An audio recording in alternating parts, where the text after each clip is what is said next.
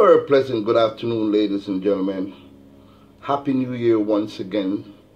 Today, I planned on celebrating the life every week for the next 12 months, one of our great freedom fighters, those that are alive with us today, and those that have gone on as ancestors.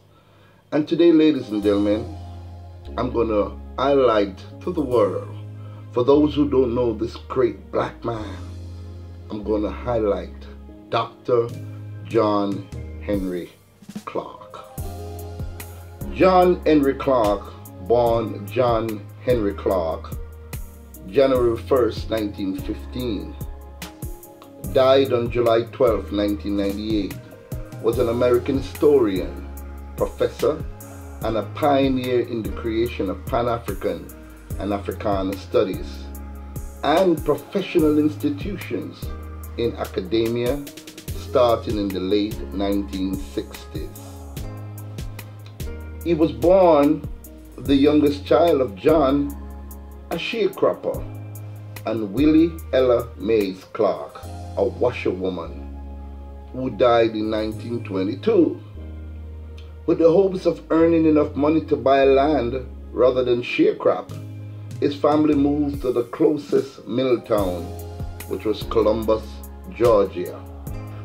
Counter to his mother's wishes for him to become a farmer, Clarke left Georgia in 1933 by freight train and went to Harlem, New York, as a part of the great migration of rural blacks out of the South to northern cities.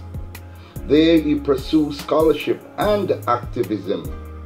He renamed himself as John Henrik after rebel Norwegian playwright Henrik Ibsen, and adding an E to his surname, spelling it as Clarke, C-L-A-R-K-E.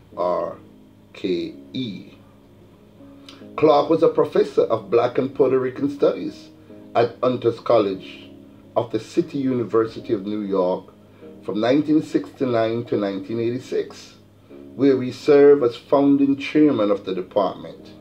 He was also the Carter G. Woodson Distinguished Visiting Professor of African History at Cornell University's Africana Studies and Research Center. Additionally, in 1968, he founded the African Heritage Studies Association and the Black Caucus of the African Studies Association. In its obituary of Clarke, the New York Times noted that the activist's ascension to Professor Emeritus at Hunter's College was unusual, without benefit of a high school diploma, let alone a PhD. It acknowledged that nobody said Professor Clarke wasn't an academic original. In 1994, Clarke earned a doctorate from the non-accredited Pacific Western University, now California Miramar University, in Los Angeles, having earned a bachelor's degree there in 1992. By the 1920s, the Great Migration and the demographic changes that led to the concentration of African Americans living in Harlem, a synergy developed among the artists, writers, and musicians, and many figured in the Harlem Renaissance. They began to develop supporting structures of study groups and informal workshops to develop newcomers and young people. Arriving in Harlem at the age of 18 in 1933, Clarke developed as a writer and lecturer during the Great Depression years. He joined study circles such as the Harlem History Club and the Harlem Writers Club. He studied intermittently at New York University, Columbia University, Hunter's College, the New School of Social Research, and the League for Professional Writers. He was an autodidact, whose mentors include the scholar Arturo Alfonso Schomburg. From 1941 to 1945, Clarke served as a non-commissioned officer in the United States Army Air Force, ultimately attaining the rank of Master Sergeant. In the post-World War II era, there was a new artistic development with small presses and magazines being founded and surviving for brief times.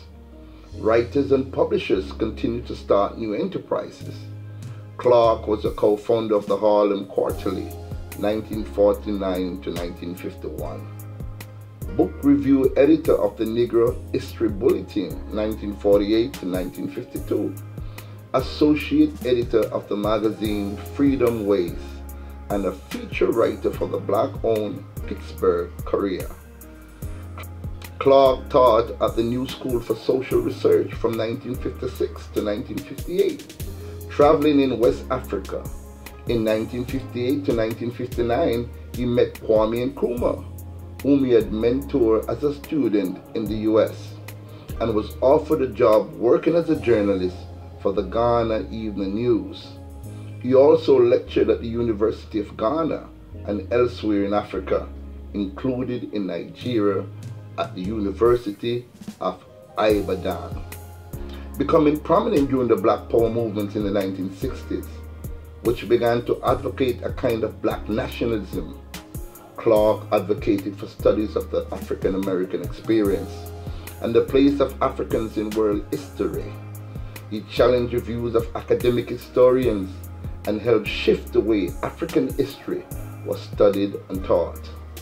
Clarke was a scholar devoted to redressing what he saw as a systematic and racist suppression and distortion of African history by traditional scholars. He accused his detractors of having Eurocentric views.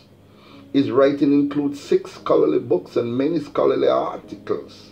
He also edited anthologies of writing by African Americans, as well as collections of his own short stories. In addition, Clarke published several general interest articles.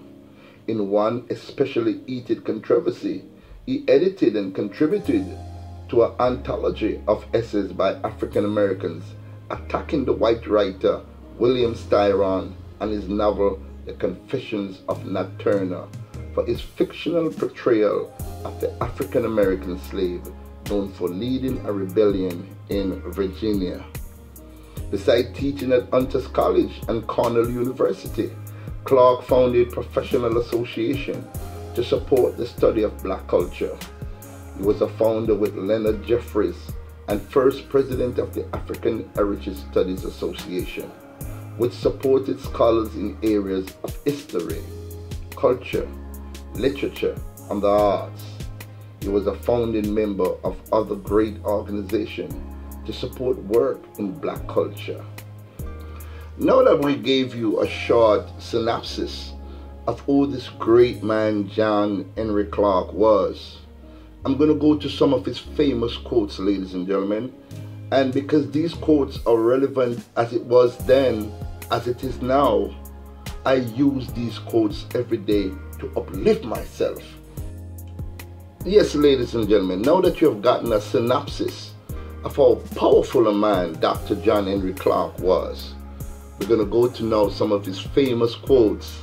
And these quotes, ladies and gentlemen, all 25 of them, helped to mold me, helped to shape me into the kind of human being that I have become: smarter, more intelligent, more real, more African. And I have to give credit to a genius, a great black man, as Dr. John Henrik Clarke. Let's take a listen. To control a people, you must first control what they think about themselves and how they regard their history and culture. And when your conqueror makes you ashamed of your culture and your history, you need no prison walls and no chains to hold you. Dr. John Henrik Clarke. Powerful, isn't it? There's more. If you expect the present day school system to give you history to you, you're dreaming. This we have to do ourselves. The Chinese didn't go out in the world and beg people to teach Chinese studies or let them teach Chinese studies. The Japanese didn't do that either. People don't beg other people to restore their history. They do it themselves. There's more. Religion is the organization of spirituality into something that became the handmaiden of conquerors. Nearly all religion were brought to people and imposed on people by conquerors and used as the framework to control their minds. Now this is my favorite, ladies and gentlemen.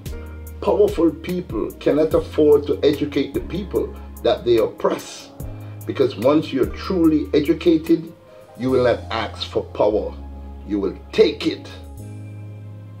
My main point here is that if you're a child of God and God is a part of you, in your imagination God's supposed to look like you. And when you accept a picture of the deity assigned to you by another people, you become the spiritual prisoner of that other people. Listen, white people think when you love yourself, you hate them. No, when I love myself, they become irrelevant to me. It is too often forgotten that when the Europeans gained enough maritime skills and gunpowder to conquer most of the world, they not only colonized the bulk of the world's people, but they colonized the interpretation of history itself. Human history was rewritten to favor them at the expense of other people. The roots of modern racism can be traced to this conquest and colonization. Africans in the United States must remember that the slave ship brought no West Indians, no Caribbeans, no Jamaicans or Trinidadians or Barbadians to this hemisphere. The slave ship brought only African people, and most of us took to the semblance of nationality from the place where a slave ship dropped us off. If we're going to be masters of our destiny, we must be masters of the idea that influence that destiny. We have been educated in believing someone else's concept of the deity and someone else's standard of beauty. You have the right to practice any religion or politics in a way that best suits your freedom, your dignity, and your understanding. And once you do that, you don't have to apologize. History is not everything, but it's a starting point.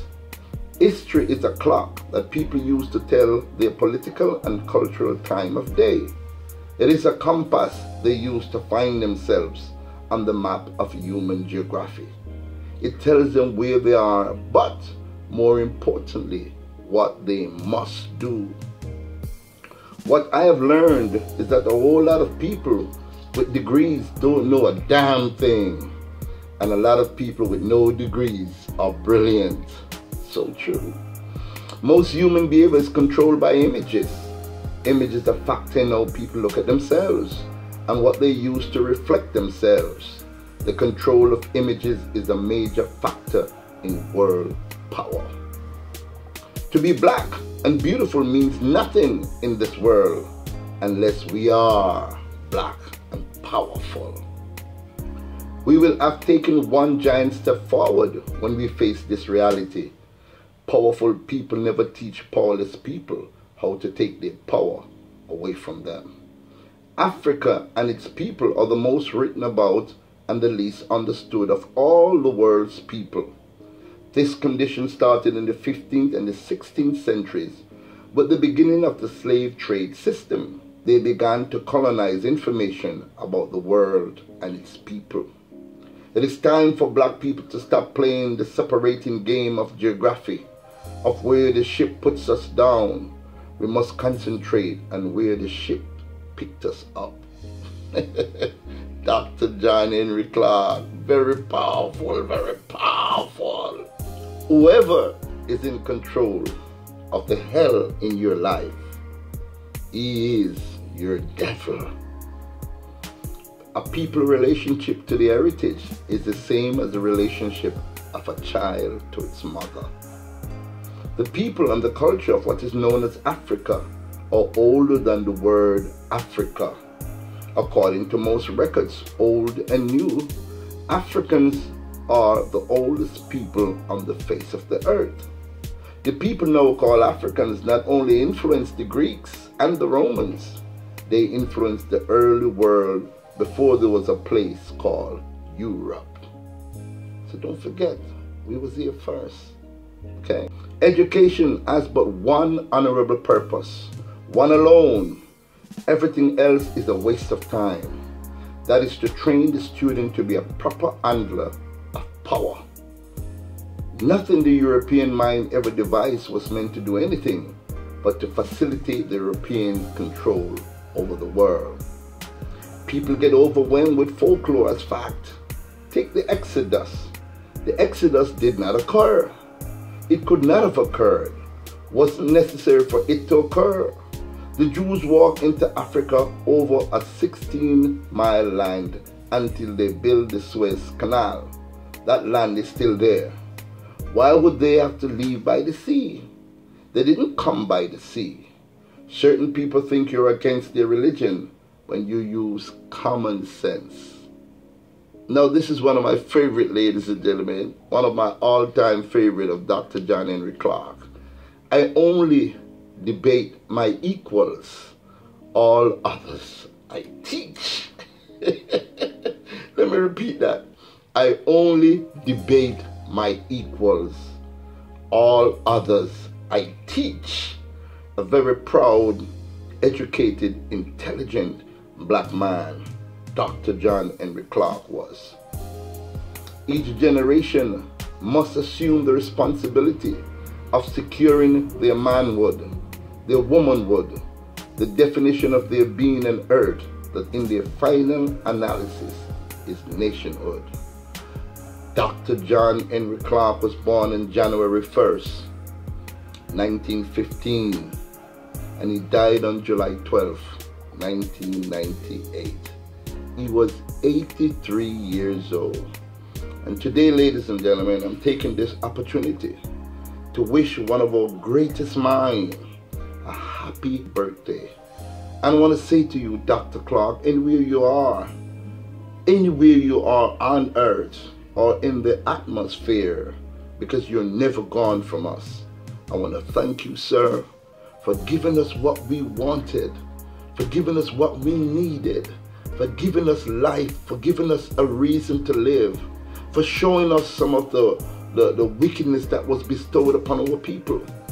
Dr. Clarke, you did a lot of research, you wrote many books, you spent hours and hours researching and staying up late at night, not even having time to spend with your children, sir. But you did it not for yourself, you did it for us. And for that, Dr. Clarke, I am truly grateful. The Honorable Marcus Garvey said, "The aim that you serve, which is selfish, will get you no further than yourself. But the aim that you serve, which is common to all, will get you into eternity." And I have no doubt, Dr. Clarke, that you will be eternally revered as one of the greatest minds that ever walked on the face of the earth, in the line of the great Imhotep, Marcus Messiah Garvey, and of course, Dr. John Henrik Clarke. Thank you, sir, and I salute you, Mr. Clarke. Have a happy birthday, sir, and may the gods of gods that created you continue to instill your teaching in us so we can further teach it to others. John Henrik Clarke, doctorate. May your soul sleep on in a well-deserved rest. Thank you, Dr. Clarke, for being that great human being. Thank you very much, ladies and gentlemen, for watching. And I do hope you learned something from this great, selfless man, Dr. John Henrik Clarke. Thank you.